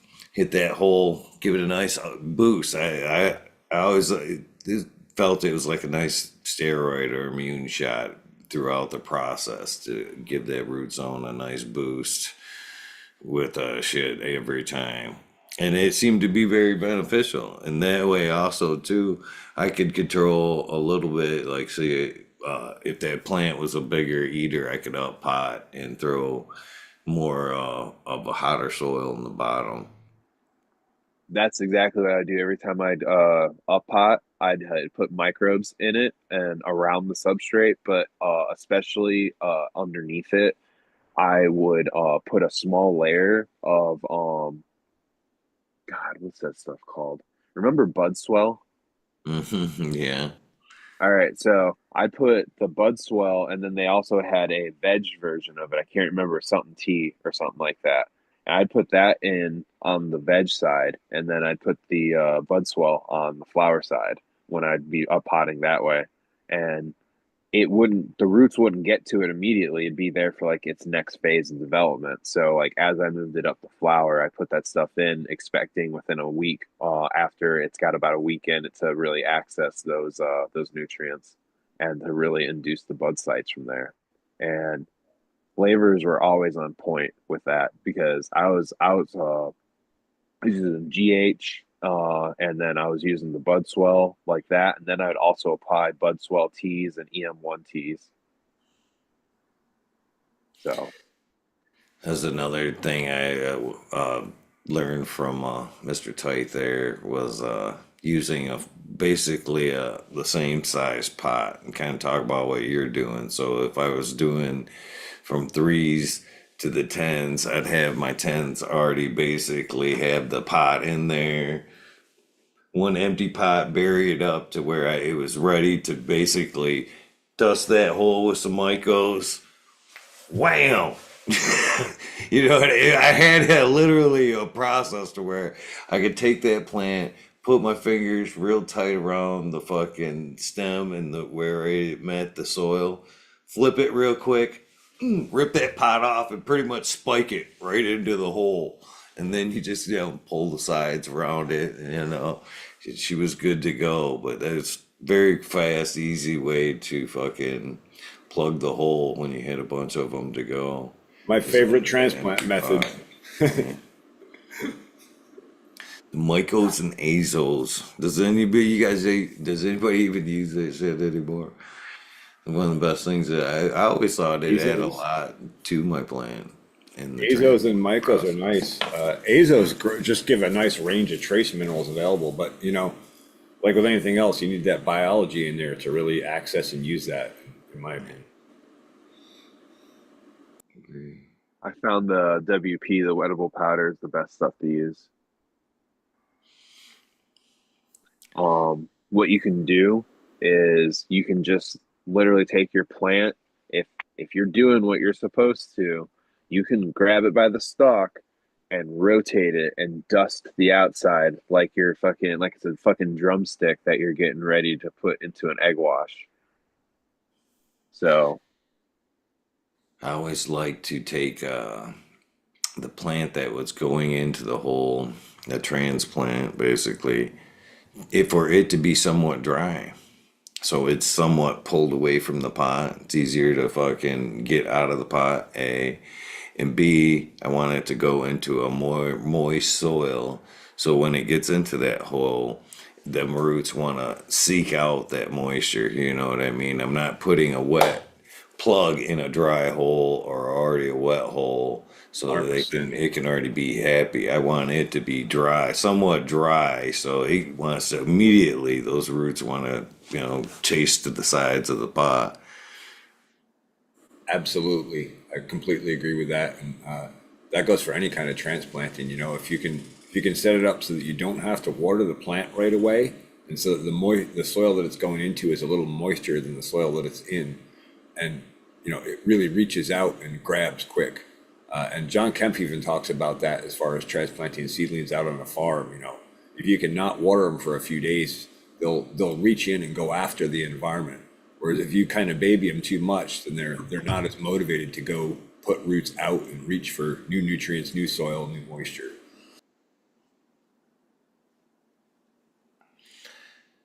I've been thinking about adding the coffee grounds to my cannabis again. I love this cup. This was one of the best Father's Day gifts I've gotten in a long time. This is my French press cup. This is good coffee right here. So basically, you make your coffee. This is the French press all in one right here. And it's a travel French press. Huh? So basically, I dump them grounds off into a little strainer net and rinse them out. I've been throwing them aside, thinking about reusing them for one reason or another. But I love this cup. It's a great cup. Good cup of coffee. You guys mind why I go fucking refill it real quick? Do it up, man. I'd never keep a man from his coffee. Oh man, there's something about, I've drank coffee my whole life. In fact, in high school, they tried to get me because I thought I had a back problem at that point, and it was fucking kidney problem from drinking so much coffee all the fucking time. They're like, you got to slow down on that shit, and I never did. But you get immune to it, man, like the auto drip and shit like that. Man, I can drink that shit all day, all night. I drink coffee before I go to bed, and I have a decent, drip, but it just doesn't seem to work. But you drink a French press cup, there's something about that foamy head, and on a French press, coffee. I think all the caffeine, all the good stuff is in that little foamy, frothy head of the French press. It's funny you say that because This I is use a no-go. one of those Italian espresso makers for my coffee, and like if I get a regular drip coffee now, it just doesn't have any much effect on me. Like it's just such a high level of caffeine. I buy fresh roasted coffee every week. I grind it myself right before I brew it, and I do it in that espresso 6 cup espresso thing. And man, it makes some freaking awesome coffee. So now I'm kind of a coffee snob. Like people give me coffee, and I don't want to say anything and insult them, but it's not the same. My daughter turned me into that. I try not to be, but this is a good cup of coffee. I'll be right back. Thanks, guys. Cheers, brother. Cheers, man. Yeah, yeah. I'm in a coffee snob in the way that I don't drink coffee.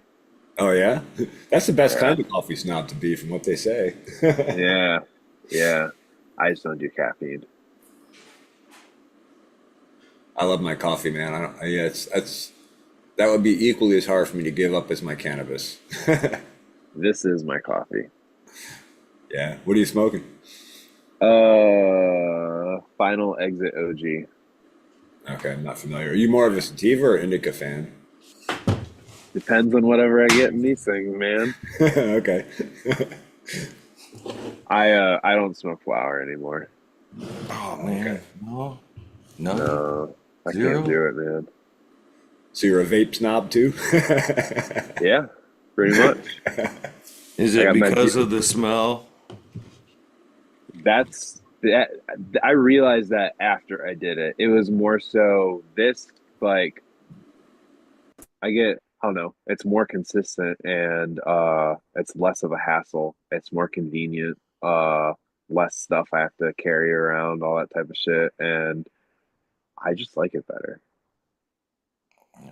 No, I'm not. I'm not trying to. I'm just asking. Everybody's got their own taste, but Yeah. I can tell the difference. I've noticed that on the job site. I can tell the flower smokers from the pen smokers, and they try to get the pen smokers fucking trying to get away with it. They're not even stay waiting. That's the thing I've noticed.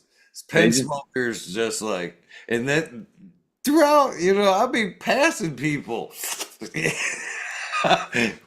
Hey, wait a minute. I know that smell, but it's there and gone to where the flower smoker comes back from lunch and I can smell it on him for the rest of the morning, or you know what I mean? I'm like, Yeah, yeah. emanates off you if it's a flower. I have to say I haven't smoked vape in a long time, but that is an awesome, convenient way to do it. But the thing I found with it is I find myself hitting it way too much, and then I just wear it out. I mean, I get that. I have a pretty good variety of flavors that I get. So I get like hybrids, indica, sativas, and stuff, and then within those, I get like all different like strains. So I got a pretty good like change up. I'll get like 20 at a time or something like that, and last me pretty decent little while. And that's all I really do. That and dabs. That's I can't. Well, I became too frequent with it when I first tried to start using it. Daughter had got me one like of those like U cans, and they come with the fucking like the necklace straps and shit. You know what I mean? Yep. And next thing I know, I decide, fuck it, man. I'm mowing the lawn, fucking with the fucking necklace on. I'm just basically riding around. Just too convenient. It's in my pocket, yeah. Yeah, who needs oxygen when you can vape?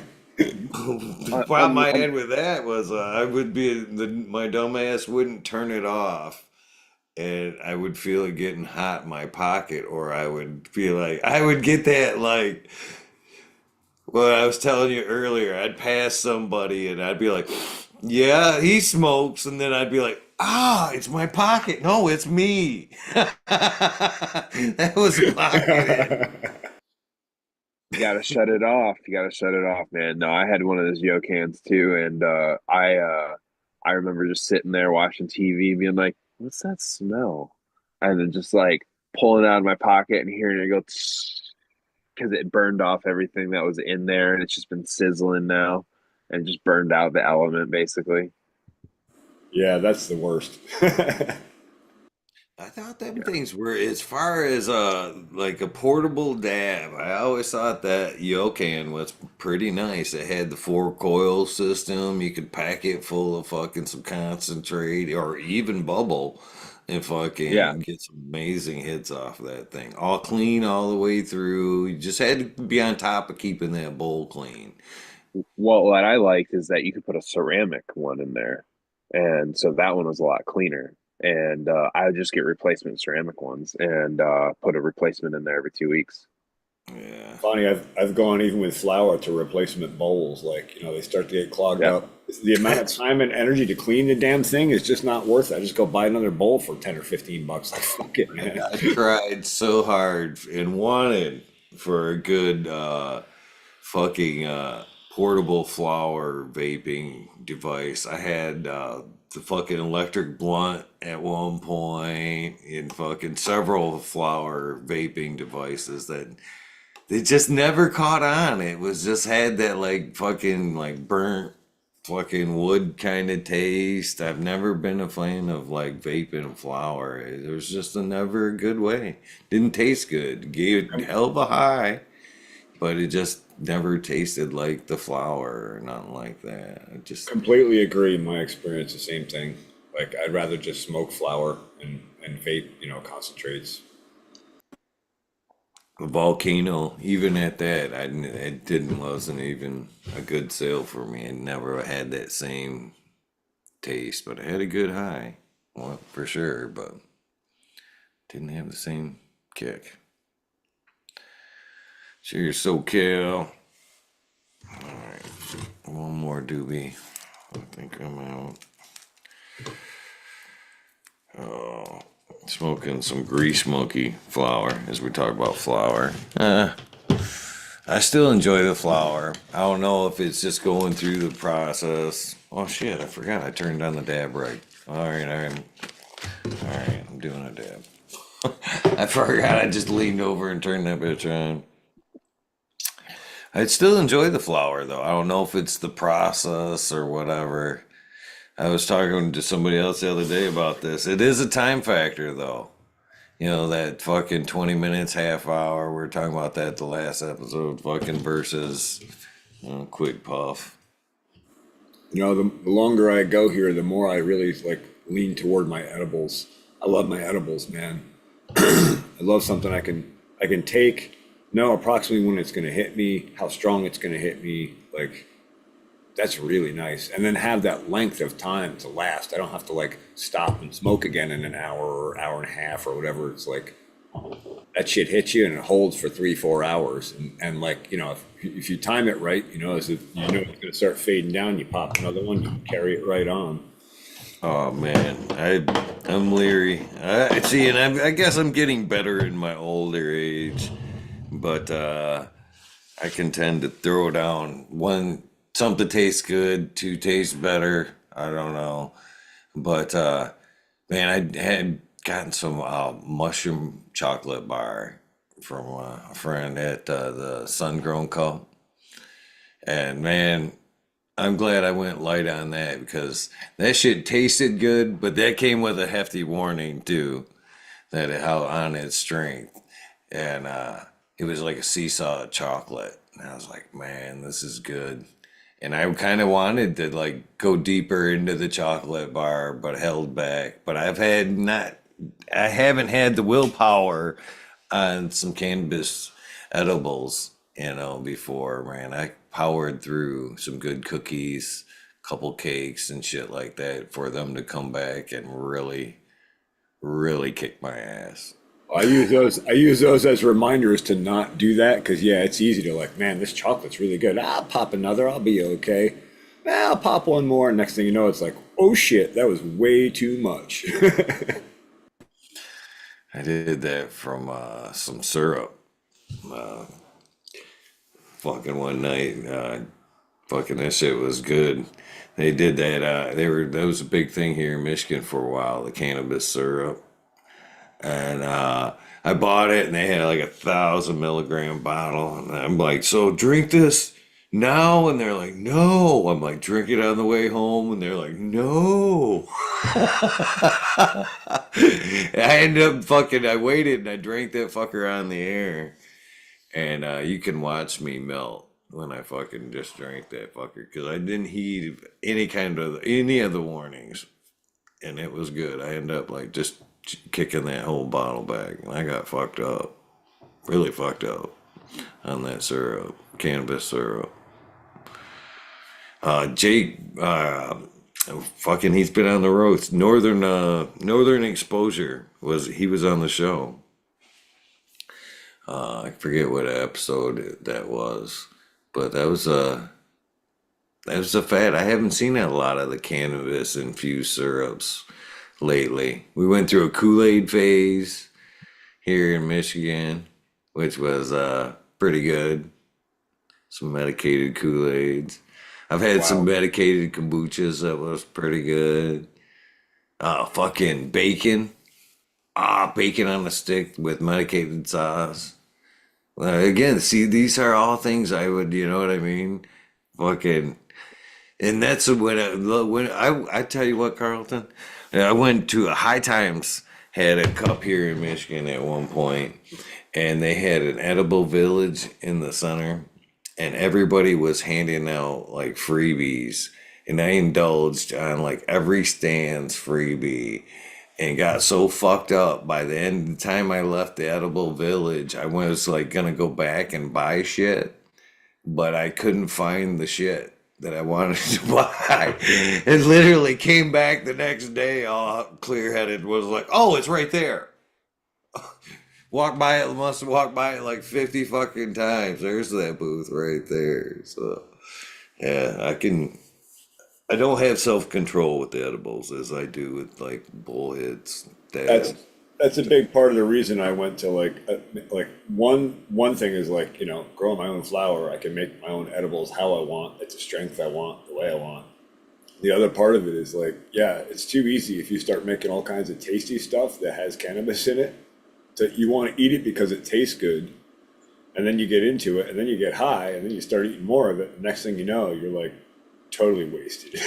It's like, yeah, you really have to like watch it, like babysit yourself kind of with it, right? Lexi still won't fucking smoke or anything to this day because of her experience with some chocolates I made. I fucking used to make some really, really strong fucking chocolate. And I gave her some the one day, and she had 2 days in a row, basically. I gave her some chocolates, and she had a good time. And then I left for work for one day, and she decided to indulge herself, break off a nice big piece of the chocolate, and fucking ate it. And I came home and to find her in full paralysis. That's not a fun experience. No, it was not a fun experience for her. She was literally completely locked up. You could have carried her in the sitting position. She was locked like that when I came home, she'd been like that, locked up like that for like 45 minutes. And ended up having to, I talked her through it a little bit, and gave her put some binaural beats on her ears there, kind of get her out of the place she was in. But it took a few minutes, but we walked her out of it. But it was a terrible experience for her, and she hasn't smoked or ate any edibles. I mean, she's smoked once or twice since, but that was enough for her. I mean, she was like, "Man, I'm done."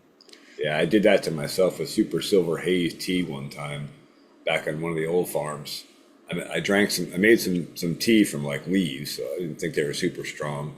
Drank it all, waited a couple hours, didn't really hit me. Drank some more, made some more, drank some more.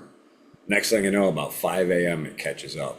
And man, I got lost on my own farm. I couldn't find my way back to the house for like an hour and a half.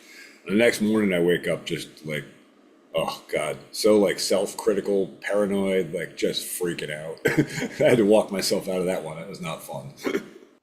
I've actually hallucinated from cannabis.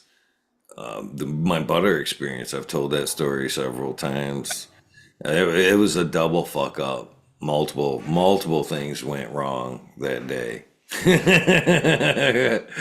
Multiple things went wrong that day. Uh, Keep in mind when I tell this story, I'm making butter for myself. You know what I mean? So, and this was one of my first more experience of making the butter.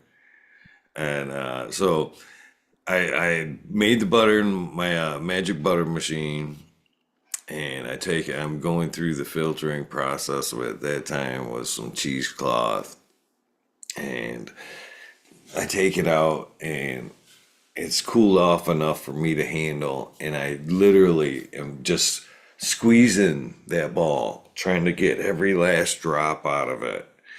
And I don't think about it fucking running down my arm, absorbing into my hands. And it was a fucking strong fucking batch. So I'm fucking already getting fucked up. And then I decide, hey, I'm gonna make some cookies while I've got the butter here and now. So I decide to make some chocolate chip cookies, and I throw some mint chips in there. So if you're listening, this is fucking the mint hides the cannabis taste 100%. But so I throw some mint chips in there, and man, they come out of the oven, and they are fucking amazing. They taste like the thin mint cookies, like the Girl Scout thin mint cookies, and the fucking same thing. Don't know how strong these motherfuckers are. I eat one and I'm like, oh, these are fucking delicious. So the next thing I know, I'm like 6 cookies in, and I'm like, oh, no, I'm gonna go lay down for a minute. And fuck it, I get up, and literally, man, my head felt like it was like fucking 6 feet above my body. I wander down the hallway and fucking get into the shower, which was like an hour shower. And I fucking literally been there just laughing and shit for fucking, you come up, knock on the door. You all right in there? I'm like, oh yeah. I fucking couldn't get that Young Guns where they're chasing the chicken. You know what I mean? They're high on the peyote. They're chasing the chicken. For some reason, I thought of that. And I'm literally up there just fucking laughing. But yeah, man, I laughed hysterically for about fucking 4 hours. You know, in the shower, out of the shower, fucking. It was a good time, but I would honestly like to know the magic number because I'd like to go back to that place sometime, but. So hard to establish that magic number. It varies, every day with your body, what you ate, where your metabolism at. It's a hard one. I agree 100% though, man. That I added some peppermint essential oil to a batch of chocolates I made, and it totally masked the canna flavor, and it made like they were like those, the Andes mints. It came out with like that flavor. It was pretty cool. But that's another one of those where it's like, I want to eat like 20 of those. You don't want to eat 20 of those. Yeah. Fucking yeah. Though I do enjoy the edibles. And then for me, if it's a matter of availability, I guess, because I go through them phases where I don't have them, and then I'll make some Rice Krispies, so I'll fucking get fucked up, you know what I mean? And then it'll be a while since I make another batch, so I guess that's one part of the reasons of overindulging. But like, say if I do make a nice batch of some Rice Krispie treats or a big block of some chocolate or something, so I have it for multiple days, maybe say a week or so, I feel amazing. First fucking day, I'll fuck myself up. Second day, I'll have that fucking hangover-ish kind of high. Third day, now it's more of I've built up somewhat of a tolerance to it, and now I just don't hurt as much, and now I'm more functional, and so At that point, 4 or 5 days in, it seems to be just like, my morning aspirin or whatever, but I don't stay on it like that. I'll have that batch. This is great. And then they'll be done, and then I won't do it again for a long period of times. And then rinse, lather, repeat. So I don't necessarily keep it in my system as much as I should, or maybe that's my problem. I just keep it around, right? Well, I mean, I found that too. I took a break over the summer for maybe 2 months because I was just too busy and work was just too demanding to be able to really get fucked up and work.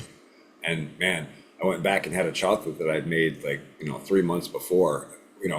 Like the old job, I was popping like a couple of those in the morning, a couple at noontime, a couple at night because the job just sucked. And like I go back and I pop one of those, it's like, holy shit, same experience. Like you say, it takes 3 or 4 days of like, taking them consistently before you kind of like your body kind of regulates out to a tolerance for it. It's weird how much it can fluctuate. Like if you're used to it, you can pop one chocolate. That's a nice functional buzz. If you haven't done it in a month or two, man, you pop a chocolate and you're like, poof, whoa. I have a no edibles rule. It might be a good one. To turn that shit into a hot sauce, I might be addicted. But man, I tortured myself yesterday with some ghost pepper sauce. Oh, it was good, but it was hot. It was hot. I do that too. I like it. There's a habanero salsa that I get that's super hot. And man, if I haven't eaten it for a while and I eat it again, it's like, man, it just lights you up. You gotta try that yellow bird. That shit's fucking delicious. Yellowbird? Never heard of it. I said, hold on. I literally have bottles everywhere. And this is no lie. I have one in my car. Every car. I have one here. Is that a concentrate kind of? It's capsules. It's like a fucking weapon, or like it's either in the cup holder or it's in the door. It's funny. I stopped the other day. Fucking got some chicken fingers. She was like, "You want some fucking sauce?" I'm like, "No, I'm good." It's right here. The yellow bird, man. It's a habanero sauce, and it is fucking delicious. No shit. I'll have to check that out. It says this one says medium out of the 3 out of the 5 on the heat scale, but I go about I have my own bald man scale. This one may apply to you, Can Trooper. I judge the heat to how many beads form on the top of this melon. So a light sauce, none, good. This is a nice. I would give this, this rates well on the beat up, fucking, fuck a few good bites. I'm literally driving down the road with like chicken fingers, taking a bite, going. Yeah. But you get a nice bead with the yellow beard. Yeah. You might be ready for the hot ones there, Eagle. Yeah. No, I don't do like a sweat content thing, but I do take like cayenne supplements. I take like little cayenne capsules, and I'll take 6 of them in the morning because like they if you want to know how I lost weight, like I was doing that stuff. I was like really flushing my system. And yeah, they pump your metabolism way up. Oh yeah, they do. But sometimes they fight back and it just hits you in the gut. Cause like I take like turmeric and ginger all at the same time. Yeah. And so it's just like, yeah, man, it just like hits you in the gut. And you're like, ooh, that's hot. That's hot. That's real hot. You can just feel it burning. Or you go to the bathroom and you feel that hot section come out. It's like, whoa! I actually haven't had that one happen to me yet. I thought I was going to, but it hasn't happened. That secondary afterburner hurts. Yeah, I love that. Some of them sauces you can actually feel move through your system and shit. It's like a fucking, just like a fucking emperor burning through there. Yeah, if I go too hard, I can feel my intestines like pulsing around it. I love it. As far as like, it is a fat burner, and it actually opens up your lungs as well. It helps you breathe. The pepper. too. Cayenne It does, and actually cayenne has been studied and shown to reduce pain as well. It's excellent for pain. Opens up your blood vessels. Yep. That's a lot of benefits. There's a lot of awesome stuff. I Helps like with, it. if I remember right, too. It helps with level out the blood sugars. Yes, it does. Helps So- level out blood sugars and increases metabolism about 15% from the studies I've read. And also, you can make a topical cream for direct pain relief too. It's one of those things too where I've kind of wondered as I look into certain things that I eat like that. I found out that my body, I believe, is trying to regulate itself. In some cases, with the hot sauce and my blood sugar, or sugars and salts in general. My binge.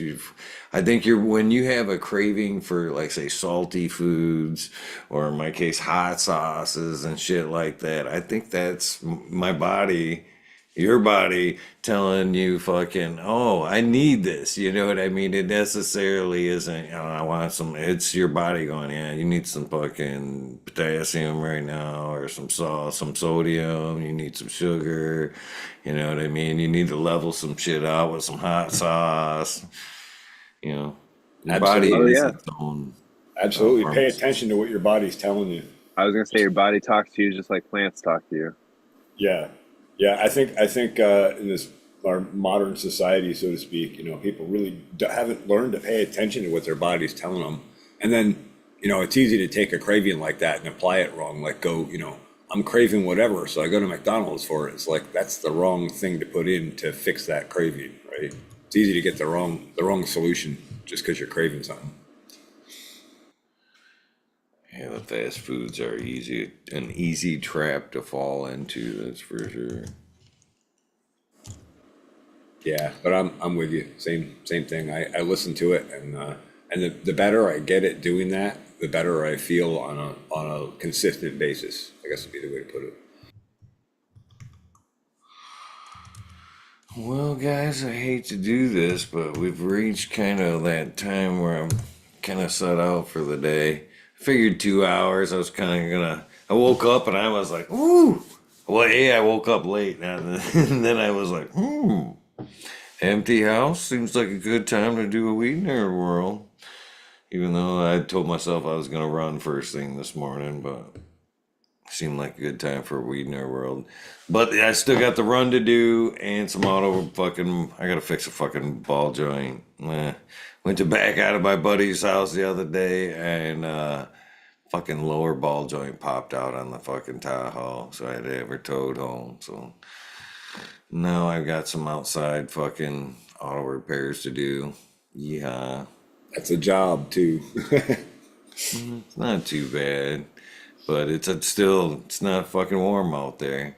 I don't mind it, man. You fucking 80 degrees outside, fucking 70, 80 degrees. Yeah, let's rinse on some shit, man. As I've gotten older and it's like cold and fucking Yeah. nothing's appealing about touching cold wrenches and fucking rolling around and all that. Yeah, I've been working on my tractors over the winter, man. I've been trying to do it on the warmer days because those cold days are just miserable turning wrenches, man. 10 degrees on cold wrenches, man.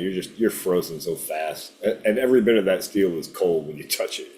I have had, unfortunately, been in this situation before to where I had to do a ball joint in the freezing cold like that, and it was literally so cold that it was brittle enough. It made, it was like one shot with the fucking hammer, and that fucker fell out of there because it was just so brittly cold. Sometimes cold could be in your favor, but Oh yeah, it gives good shrink up. not my favorite way to work by any means. So I want to get out there while it's somewhat sunny and warm. Can't blame you. Always fun chatting with you guys, though. I appreciate you guys popping on and helping keep me company for the last few hours. Yeah, man. Likewise. I need to. It's all go good and get ready great to go. come on and fucking, hell yeah, I want to get on and do this until maybe 15, 20 minutes into it, and I go, fuck, I've run out of shit to say. We actually had a pretty good conversation today, so Yeah, it was a great conversation. So yeah. Yeah, it was. I always enjoy these. thank you guys very much. I hopefully you guys have a great day. For the rest of you guys watching, I hope you guys have a wonderful day as well. You never know. Keep your notifications on. The WEedNerWorlds are pretty random at this point. Things will level out at some point, but until then, keep the notifications on because you never know what time they're going to be. With that being said, don't forget to do something nice for somebody. Brandon Max kindness do save lives. And with that being said, gentlemen, we are out of here.